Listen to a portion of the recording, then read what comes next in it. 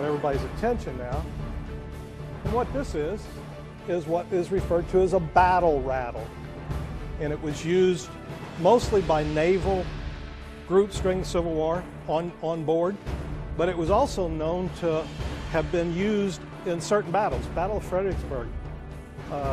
Both Union and Confederate soldiers, instead of the Confederate yell, which you've all heard about, well, during the battle, they'd run up through the battle winging one of these things. So it's called a battle rattle.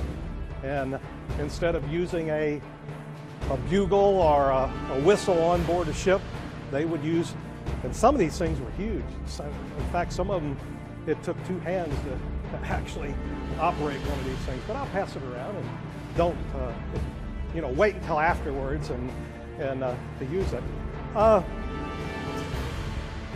We've been doing this. Our group in St. John was formed Sons of Union Veterans, and one of the gimmicks of being part of the Sons of Union Veterans is that you had to have a blood relative that actually fought for the Union, Northern troops, during the Civil War. And we currently have about 25 guys that are in our group, the Felix St James camp here in St. John. And one of our main things is to do research on the Civil War and to pass it on. My own kids, my grandkids, they don't have a clue. It's not being taught in schools anymore like we think it should be. And one of our aims is to keep the memory of Civil War alive in St. John. And I'll be at Festus Middle School next week all day. And we've actually got an artillery unit with our guys, a full-size cannon that we fire. And of course, we take part in all of the reenactments in the area. 3 weeks ago, we were at Pilot Knob, the Battle of Pilot Knob. I don't know if any of you ever been to the reenactment. They have it every 3 years out at Pilot Knob. Well, an interesting point about the Battle of Pilot Knob is guys from St. John County that enrolled for 6 months, that actually went in the service in 1864. They signed up for 6 months, okay? And the group from St. John County was Company K, okay, in the 47th Missouri Infantry. Well, if you know about the Battle of Pilot Knob, the 47th Missouri Infantry were the guys that defended the fort at Pilot Knob. It just so happens that Company K, approximately 100 guys, Company K was mostly made up of guys from St. Genevieve and Perry County. 3 days before the battle of Pilot Knob in 1864, September 26, 1864, the guys from St. John County were sent back from Pilot Knob to St. John County. They didn't know where Price was coming. The whole Price raid in 1864 was to take the arsenal at St. Louis. They didn't know which route he was coming up. 18,000 troops out of Arkansas with Price. The fort at Pilot Knob had about 1,500 soldiers, Union soldiers. And Company K was sent back to St. John County to protect the bridges. There was no railroad in St. John at that point, but to protect the ferry and so forth in St. John County. And so the guys in the 47th from St. John County weren't in on the battle. Their regiment was, but that particular company was back here in St. John. They never fired a shot during the battle. Anyway, what I'm going to do today is approach and talk about what was life like here in St. Genevieve during the Civil War. You know, what was it like for the home group? Not particularly soldiers. I'll talk about the few little incidents that happened here in St. John County, but basically I'm going to talk about what was it like for the wives, the kids, the ones not in uniform. Give you a little bit of background about, well, Missouri and the whole works during the Civil War, when the Civil War started. Start off with some interesting figures, and that's why I got to read them, because it's important only for the magnitude of what I'm going to tell you, of what what life was like in 1861 when the Civil War started. 1860 census of St. Genevieve County. And it's going to shock a lot of you, and I may not be politically correct on some of the things I'm going to tell you about your ancestors, but it was true. 1861 census. State of Missouri had a little over 1 million people total. St. John County, and this really surprised me when I saw this in the census.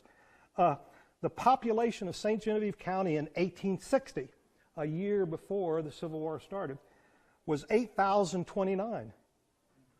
You know, that was, when you consider today, you know, there's 18,000 people in St. John County today. But in 1861, or 1860 census, 8,029 people. Here's the kicker. Freed colored, there was 89 out of that 8,000. Slaves in St. Genevieve County, 617 slaves in St. John County in the 1860 census. Now, the important thing you got to remember about that is that not all slave owners reported all their slaves because they were taxed on their slaves. So it's estimated that there may have been as many as 1,000 slaves in 1861 when the Civil War started in St. Genevieve County. That stayed that way until Lincoln, you know, come up with the proclamation to free the slaves in 1863. So the first 2 years of the war, that 1,000 slaves were all still here in St. Genevieve County. Okay? No Indians, which is kind of funny that they even list them in the census, but no Indians.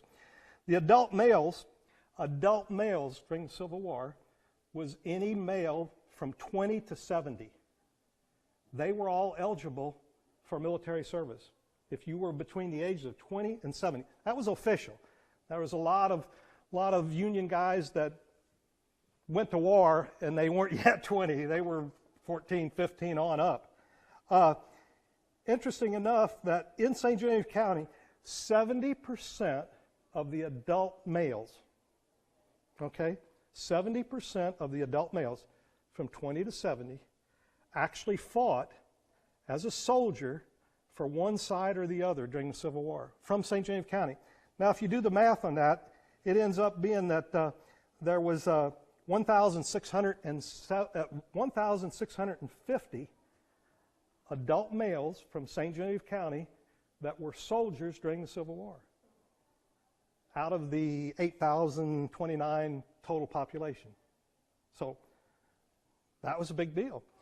Here's another interesting thing that I don't know if they do it in today's census or not. I guess they do in a way, but it gives the occupations of what were the occupations in St. John County, and they list the top 12 occupations in St. John County. And as you might imagine, the most people that were employed, if you want to say it that way, were farmers. Farmers were number 1. Laborers were number 2. Carpenters were number 3. Clerks were number 4. Blacksmiths were number 5. Merchants, store owners, I guess, were 6. Teachers were 7. There's a lot of teachers. Shoemakers was 8. Physicians was 9. There were more doctors in St. Genevieve County during the Civil War than what there are now. I'm supposed to be downstairs with the Spirit of Pink. I've worked for the hospital doing public relations, and they've got an event going on downstairs. That's where I got my hospital shirt on instead of my union uniform. Seamstresses were number 10. Teamsters were wagon drivers. Okay? They call them Teamsters. And tailors were 12th. That was the list of occupations in St. John County in that order. Okay? Basically, the two, if you want to, there was a lot of probably 80% or 85% of the guys in uniform during the Civil War were Northern troops. And this was basically because of the large influx of German immigrants in the 1840s that came to St. John County. If you were German, you were in the Northern Army. You found very few Germans that fought for the Confederacy. The reason for that is in the 1840s they left Germany because of civil war in Germany. And when they come over here, and the Civil War over there was basically about nobles and knights and all that kind of stuff as far as basically a form of slavery and so forth over there. So naturally when they come to the United States, they were German, and most of them were either Catholic or Lutheran. And you'll find that basically, and here like I said, might not be politically correct about some of the things I'm going to say tonight, but basically you found that the Lutherans and the Catholics basically fought for the Union. And you'll find that the Baptists, which basically Southern, and the French heritage were Southern, as you might expect, coming up, from New Orleans and from South. And of course, now we're talking about St. John, colonial history. And that's why you had in St. John County, you had the split of where you had, troops going south and not as many. Like I said, probably only 20% of the troops from St. John County went to the Confederacy. What I'm going to talk about tonight, and I'm going to try to follow my outline, so I shut up and let some questions be answered. But basically, what I'm going to talk about tonight is two of the principal families in St. Genevieve during the Civil War, one of them being a Northern or Union sympathizer and one being a Southern sympathizer. And we're going to talk about the St. James. Our group, our Sons of Union Veterans, are named after Lieutenant Colonel Felix St. James. He was the first Union soldier to enlist during the Civil War. Back in 1861, when the war started, he actually was a lawyer here in St. Genevieve, gave up his law practice, and immediately start recruiting troops from St. Genevieve County for the Union. Okay? Very strong Union family. His original name, and I'm saying St. James. Now this is kind of touchy. Here again, got to think about what life was like back then. But his original name was St. Jim, and some of you historians from St. John, and of course you know that St. Jim, Gemme, St. Jim was one of the original founders of St. John, goes all the way back to the Boldukes and the Valleys and so forth. Well, Felix St. James actually changed his name from St. Jim, which is basically French, okay? He changed his name to St. James. St. James is an English name, and if you trace it back to your family tree. So he changed it from St. Jim to St. James because he didn't want to be associated. He was very political, run for political offices and so forth. He didn't want to be associated with the French heritage in St. John, so he changed his name to St. James. Now, on the other hand, his brother, Gustav St. Jim, was also very pro-North or pro-Union. He left his name as St. Jim, but he ends up being the provost marshal in St. Genevieve County. Okay? 1861, just to show you what life was like in 1861, keep in mind, and back here on the tables, before I go any further, there's a currency and a money exhibit on this front table, and on the back table is some equipment and so forth that we'll talk about a little bit later. But right now I want to talk about the money situation. In 1861, there was no greenbacks, no dollar bills. The American dollar, the greenback, was originally founded or started to be printed by the U.S. government to pay the Union troops in the Civil War. In 1862 was the first dollar bill that was printed by the U.S. Government. They printed a $1, a $2, a $5, and a $10 bill, paper money, to pay the Union troops. Up to that time, everything was all done in gold and silver or in banknotes, which were like checks or were issued by local banks. Okay? Well, when the war started, of course the war started in April. In August of 1861, General Fremont, who was in charge of the 3rd Military District in St. Louis, sent a detachment out of Cape Girardeau by riverboat during the night and brought them to St. Genevieve and surrounded the what then was the Merchants Bank down on the corner of Merchant and Main. It's not there anymore. There's a picture of it back there on the table. Right now it was the restaurant, Firehouse Restaurant. Right there on that corner where that arbor is, there was a big building, and that was Merchants Bank.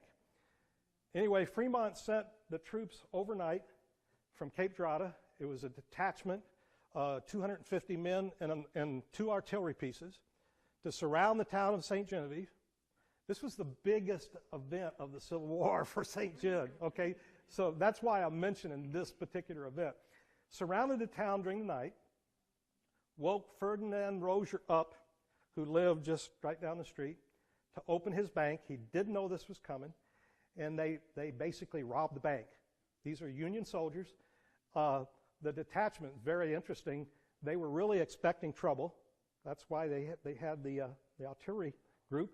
But the group that they sent was Azov, which was like the Marines during the Civil War. These were the guys that were dressed in the clown uniforms, I mean, you know, with the baggy pants and the red pants and the flusers or whatever they called the hats that they wore. But these were Marines. These were the tough guys. A detachment out of Illinois. They sent to surround the town during the night, got Ferdinand opened, and they took out of the bank about $58,000 in gold and silver. Now, that was a lot of money back then because the commander, Fremont, in St. Louis, was afraid that this money would fall into Confederate hands. In fact, 3 weeks before the bank raid in St. Genevieve, that actually did happen in Charleston, Missouri. All of you know where Charleston's at down the river, where Confederacy did get the money. Of course, they're taking it south to buy arms and munitions. Fremont was afraid that was going to happen here in St. Gen because of all the Southern sympathizers in St. Genevieve in 1861. Okay?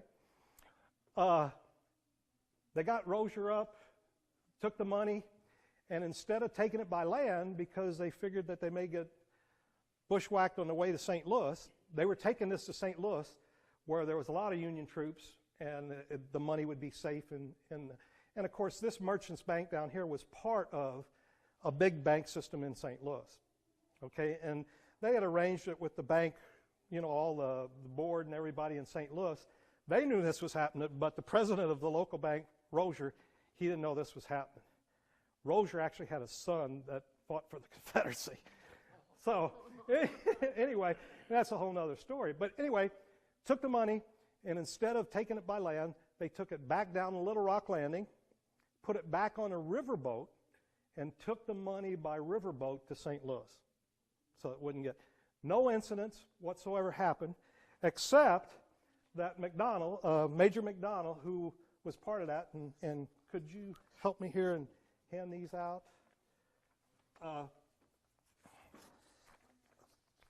When he knew what the local atmosphere towards the Confederacy and towards Union and so forth was in St. Genevieve County.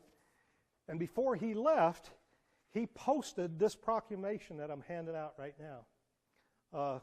He posted this on all of the courthouse doors like Martin Luther, you know, did on the cathedral. Well, that's what McDonald did on the courthouse and on the bank doors and so forth. And you can read this proclamation and read between the lines. He's basically saying, look, I know that all you people, you know, you're not going to be happy with this, what I'm doing. But if you take any reprisals against the Union supporters in St. Genevieve, I will be back. I'll bring this detachment of Marines back, and you will be punished if you take any reprisals out on the Union troops or the Union families and people that supported the Union in St. Genevieve County. So this is a proclamation that he posted.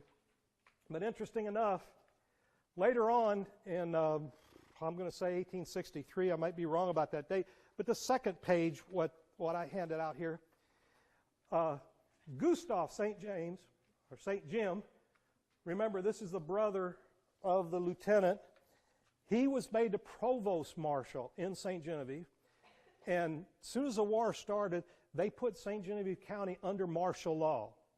Does everybody realize what martial law is? Well, martial law puts the whole county under military rule. The commander, or the provost marshal, he becomes the chief of police, the sheriff, the judge, the jury. Anything that goes on in the county he's got the total overall. Well, some of the first things that Gustav, the brother of Felix, who, got to remember, these guys were fanatic Union supporters. Okay? Gustav is the assistant provost marshal. He later on was made full provost marshal, but he was the assistant provost marshal.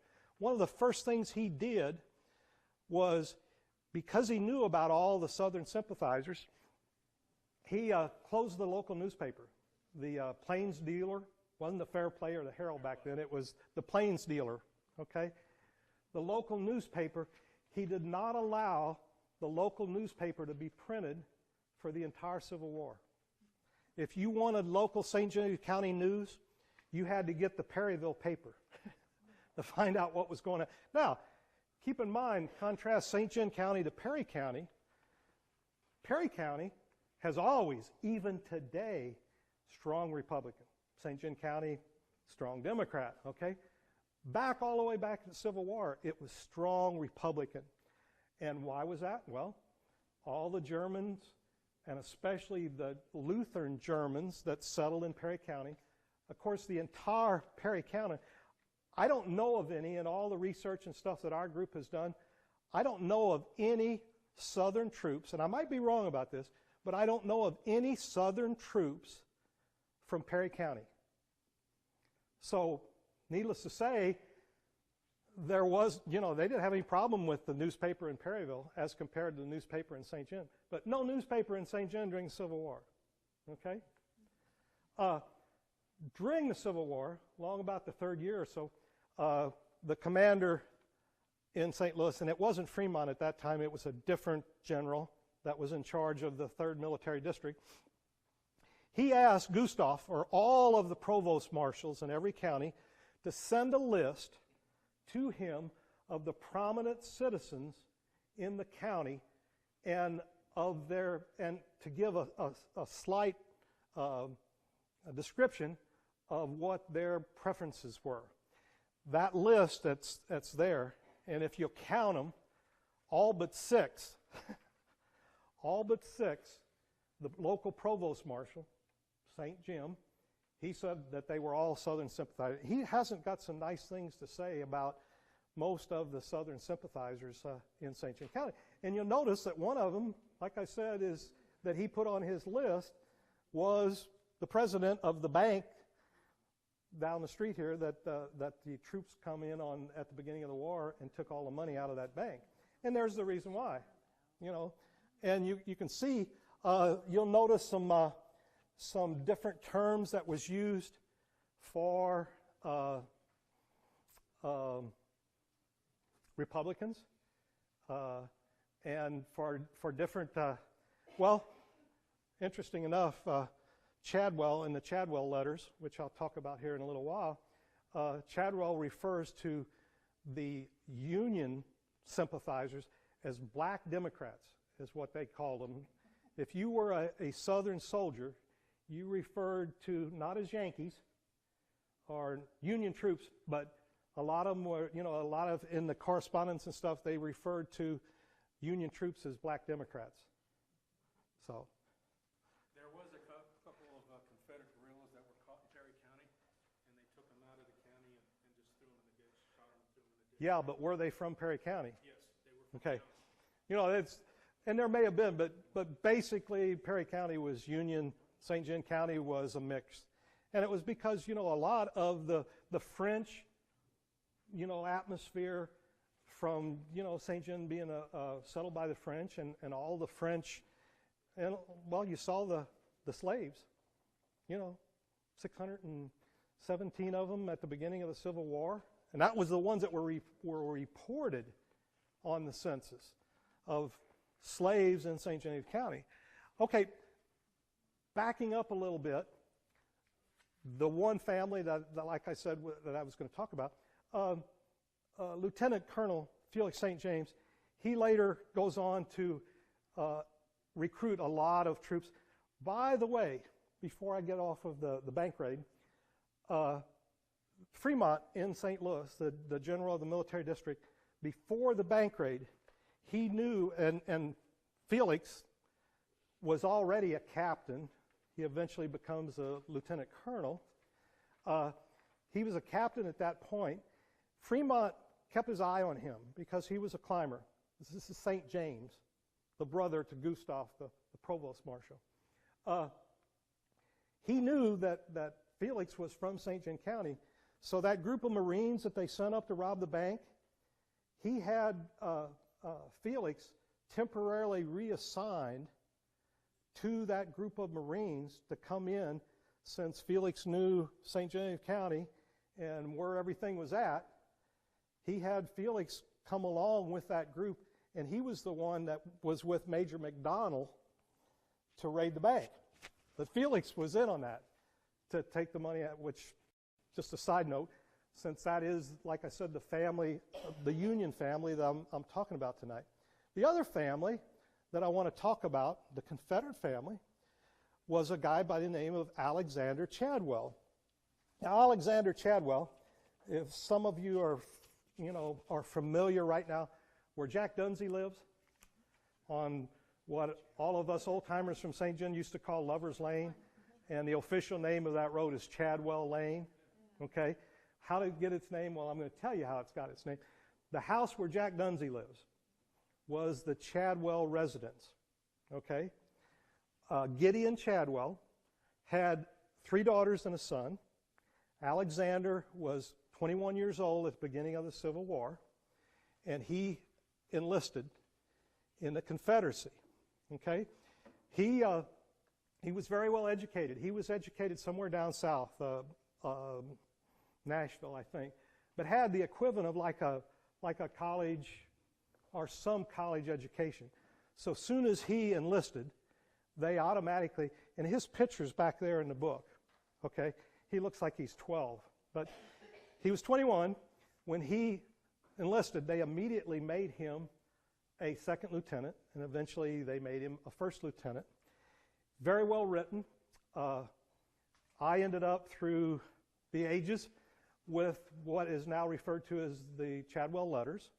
When the last Chadwell here in St. John, old Maddie Chadwell, a spinster, she was the last of the clan. My uncle Izzy, any of you old-time St. John people that knew Izzy Dunsey, that was my uncle, county surveyor. He was a friend of one of the last Chadwells, and he was made the executor of the estate. When old Maddie died, the will read that everything was to be sold, and all the proceeds were to go to the Catholic Church here in St. John, which is a whole other story because not all the Chadwells were Catholic. But anyway, when Maddie died, Izzy went in, and in the upstairs attic of the house that Jack lives in, they found 7 steamer trunks. Everybody know what a steamer trunk? You know, the old big rounded wooden suitcase type thing. 7 of them were in the upstairs attic, and they were filled with basically business papers of Gideon Chadwell, Alexander's dad. Gideon Chadwell was a lumberman and a general merchandise, groceries, cotton, wheat, the whole bit. And he operated a business of shipping stuff up and down the Mississippi. And all during the Civil War, this is just a side note. We haven't figured this out yet. But all during the Civil War, Gideon, Alexander's dad, would go back and forth from St. John to New Orleans.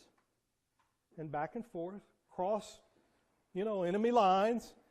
The Union didn't say anything to him, the passing through. He had passes to get through the Union lines and through the Confederate lines. Went back and forth and conducted business. The only thing that we can surmise is that Gideon was dealing with both armies. He was supplying both the Confederates and the Union with the supplies that they needed. And as long as he really was, he was playing both sides. But yeah, he'd go back and forth to New Orleans. Anyway, in one of those 7 steamer trunks was a group of letters bundled up. And these were letters that young Alexander wrote to his 3 sisters and his dad during the Civil War. Well, Izzy worked for the post office for 45 years and was a big stamp collector. Okay? He got me into stamp collecting and so forth. Izzy said to me when my mom was in the hospital, his sister, hey, what are you doing after visiting ours tonight? Well, I'm going home, He said, I know you're interested in the Civil War. He said, come on down. I've got a bunch of old letters, and you ought to see the stamps and the postmarks on these letters. So I went down and I started looking at these. Oh, yeah, hey, neat stamps, and postmarks and some really expensive, they were canceled, but expensive stamps on these envelopes. I said, Izzy, what are these? He said, well, these are letters from young Alexander to his dad during the Civil War. And I said, you ever read any of them? Yeah, he's interested in the stamps. He's a stamp collector. So I talked him in to let me read some of these, and they read like a history book. He was very careful never to say just where he was at or who he was with, because he knew about Gustav St. James and that his letters may be intercepted and they may figure out where he's at. By the way, young Chadwell rode with some of you historians that know who Bedford Forrest was. The group of cavalry, which we have identified about 23 names from St. John County that were cavalry that went south with young Alexander, they ended up being Bedford Forrest Command Headquarters Group. They were his flag bearers. Chadwell was Bedford Forrest's adjutant, wrote his orders and stuff out. Okay? Just a side note, which is kind of interesting. Anyway, you read these letters, and and the original letters, the Chadwell letters, are back there in that one binder. He's very well written. Every so often you can see that he was writing with a quill pen or something. There'd be a big glob of ink on the letter. But punctuation, everything's perfect, because this, like I said, this kid was really, educated. And of course that's why he was writing all the orders and doing that kind of stuff out for his company. Anyway, he would write like, well, dear father and sisters, today you've probably heard by now that we were in a little spat with the Union, and they lost about 900, which when they say lost, that was killed. So there's probably 3 times that many that were wounded. And he says, rumors are that Union lost about that many and we lost about the same. But he never says, this is a major battle, major battle. And he never says where they're at, because he knew, Gustav back here, the provost marshal, may be reading those letters before they get to his sisters and his dad. Anyway, the giveaway, though, is the date on the letter. Well, if you go back about 2 or 3 weeks before when the letter was dated, you find out that the battle he was talking about was Shiloh. The guys from St. John County was in on the Battle of Shiloh, which I'm sure most of you have heard about Shiloh and what happened there. other interesting stuff. I also have ended up, just by freak accident, a guy in California ends up with young Alexander's diary. Okay? And he said, if you send me digital disc of the Chadwell Letters, I will send you a digital disc of Alexander's complete diary. It's back there too.